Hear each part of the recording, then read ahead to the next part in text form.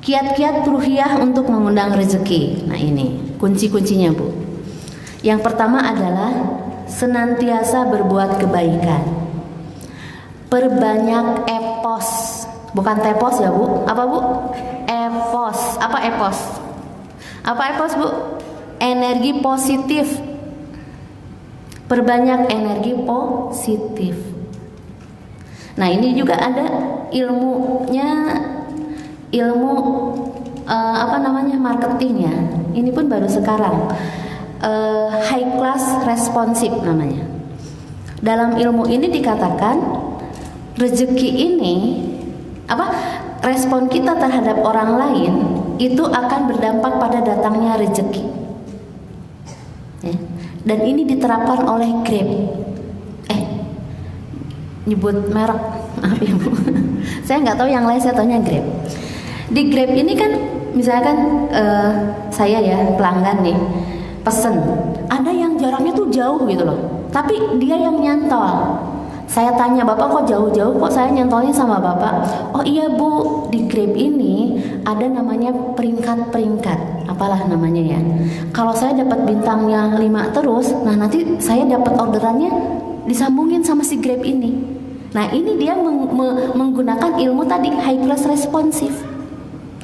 Ini adanya di sini dalam surat Saba ayat 4. Allah sudah jelaskan itu.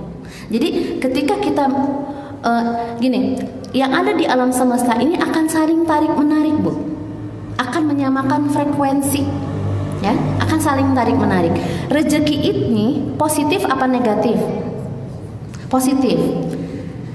Nah kalau kita punya energinya negatif, pagi-pagi udah ngutruk, siangan dikit marahin orang, sorenya ngomongin orang, kita negatif apa positif energinya? Negatif. Kita ikhtiar jor-joran pun ini nggak akan ketarik. Kenapa? Karena dia positif. Ya, bukan kayak magnet ya Bu ya. Jadi positif nariknya yang positif. Maka dikatakan di sini perbanyaklah kebaikan. Kenapa? Itu akan menarik rezeki.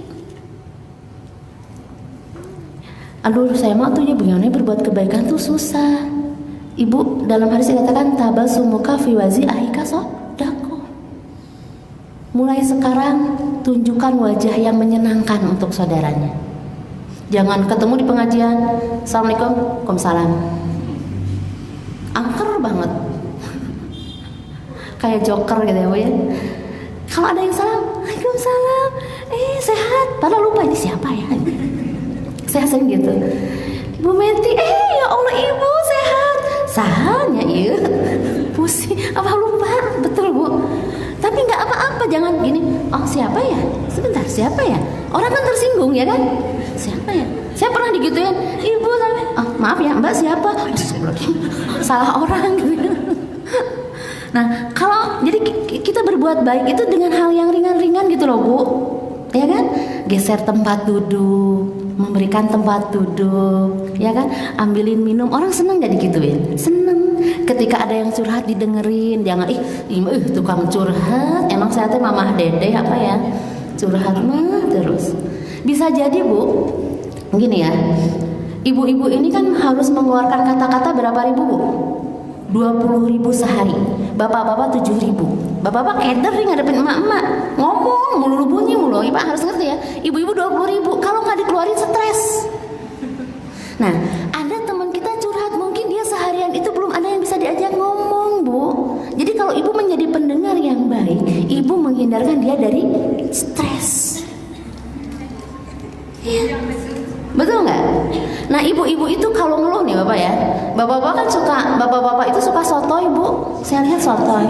Jadi ibunya curhat, dia langsung mikir, langsung serius, nyari solusi. Ibu itu nggak butuh solusi Pak, cuma butuh ngomong, ya nggak Bu? Bahkan ketika Bapak ngasih solusi, bukan begitu Bapak masuk tahu, gitu kan? Harus cerita, minta pendapat. Bapak dengerin aja. Oh. Luar biasa, nggak usah mikir. Sekarang banyak bapak-bapak yang setruk loh Bu. Asli, betul. Biasanya suami yang setruk, istrinya bawel. Pasti. Kenapa? Karena ibu-ibu cerita, bapak-bapak itu dipikir. Padahal ibu-ibu cerita cuma pengen cerita aja.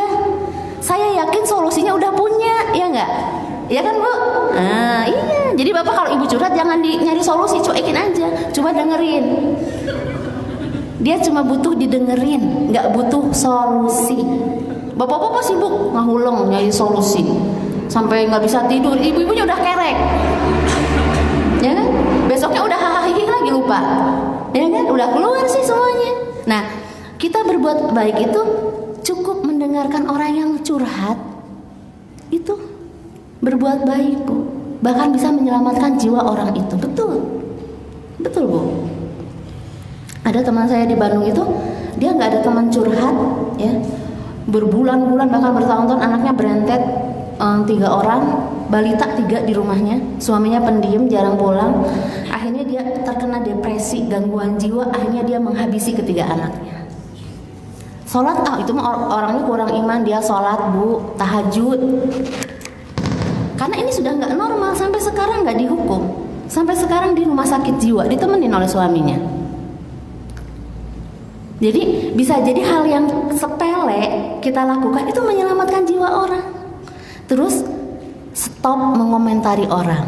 Ibu main ke rumah tetangga, ya Allah ini rumah apa kapal pecah ya. Apalagi yang punya anak kecil Bu, jangan Bu. Siapa tahu orang itu baru aja beres-beresnya anaknya berantakin lagi. Stop komen. Stop. Ada yang jomblo, ya Allah ini jomblo abadi banget ya. Fisabilillah sih, fisabilillah, jomblolillah. Bu anu begitu aja Bu, jodoh itu di tangan Allah. Iya enggak? Jangan komentarin para jomblo. Di sini ada para jomblo? Mana? Oh ini yang Iwan jomblo? Astagfirullah. Atau cepetan nyari kalau bapak-bapak gampang ya. Jadi jomblo lagi. Jodoh itu kan di tangan Allah. Ya kan? Mungkin memang belum waktunya Allah kasih. Jadi kita jangan ngebully gitu loh. Jones ya, kasihan jodoh ngenes. Ya kan? Ini juga kebaikan. Jadi usahakanlah memberikan yang terbaik sama orang, menyenangkan hati orang. Jadikanlah setiap orang di sekitar kita itu adalah istimewa di hati kita. Ketemu yang ini senyum, ketemu yang ini senyum, walaupun lagi sakit gigi paksakan senyum, ya kan, sehingga orang itu merasa istimewa di depan kita. Itu kebaikan loh Bu, itu kebaikan. Saya pernah ya ketemu teman itu ya, punya teman di Bandung. Kalau ketemu dengan dia, energi saya itu bertambah Bu, betul. Energi untuk berbuat kebaikan itu bertambah. Kenapa? Ya karena dia memberikan energi itu, nggak pernah ngeluh, nggak pernah menunjukkan kesusahan. Padahal saya tahu hutangnya banyak, benar. Iya, tapi dia nggak pernah mengeluh, nggak pernah menunjukkan ikut, isinya kita tuh dapat spiritnya, iya kan? Dalam PPA kan ada kan, mentransfer energi bahagia. Nggak usah gini-gini, nggak usah sebenarnya. Kita dengan gestur tubuh, dengan pancaran wajah yang tersenyum itu sudah menyalurkan energi. Coba kalau kita gini aja, mencucu aja sampai 7 cm gitu kan, orang di sekitarnya tuh pasti enak. Mungkin ada yang muntah, sebel sama kita ya kan. Nah itu berarti kan energi negatif, kita memberikan energi negatif. Nah kemudian dalam senantiasa berbuat kebaikan ini Bu, kita harus memahami karakter orang. Ini ada kisah yang sangat indah kalau menurut saya ya. Ibu tahu Utsman bin Affan, karakternya berbeda dengan siapa Bu? Umar bin Khattab. Umar itu orangnya tegas ya. Kalau Utsman itu orangnya teliti. Makanya yang mengumpulkan Al-Quran sampai ditulis dalam satu mushaf itu siapa? Utsman. Karena Utsman itu teliti. Jadi kalau mungkin Utsman sekarang ada, dia beresin dompet itu 100.000, 50.000, terus jadi nominalnya itu baru mungkin bisa seperti itu Bu. Itu karakter orang melankolis. Dan Utsman itu orangnya rapih. Jadi Rasulullah kalau di luar, Assalamualaikum, siapa? Umar, masuk Mar. Rasulullah tidur nggak berubah tempat tidur, gegelehan, ngobrol sama Umar. Tapi kalau di luar ditanya siapa? Utsman, sebentar. Rasulullah merapihkan bajunya, nyisir, dipakein minyak coba. Kenapa? Karena tahu Utsman ini orangnya rapi, perlente. Nah ini contoh Rasulullah bagaimana menyesuaikan dirinya dengan orang yang akan ditemuinya, Bu, sampai segitunya, Bu. Ya. Nah, pada suatu hari ketika Rasulullah sudah wafat, Umar menjadi khalifah. Di tengah siang yang terik, Utsman lagi minum mungkin es teh lah kalau sekarang ya, lagi adem-adem lah sama istrinya. Tiba-tiba terdengar di luar itu ada suara orang yang ada suara ribut gitu, duduk gitu kayak orang lari. Nah, Utsman mau ngintip, siapa sih yang tengah terik gini lompatan di luar, siapa itu? Ternyata Umar. Utsman keluar manggil, "Ya Amirul Mukminin, engkau lagi apa? Lagi lari-lari Umarnya." Nggak mungkin dia lagi olahraga siang hari. Apa jawab Umar? "Saya lagi ngejar anak kambing yang lepas." Punya siapa? Punya jenengan kalau gitu. Oh bukan punya saya. Punya siapa gitu, si fulan gitu. Terus kenapa jenengan yang nyari? Lah kan saya khalifah. Nanti kalau nggak ketemu, nanti di akhirat saya ditanya gitu coba.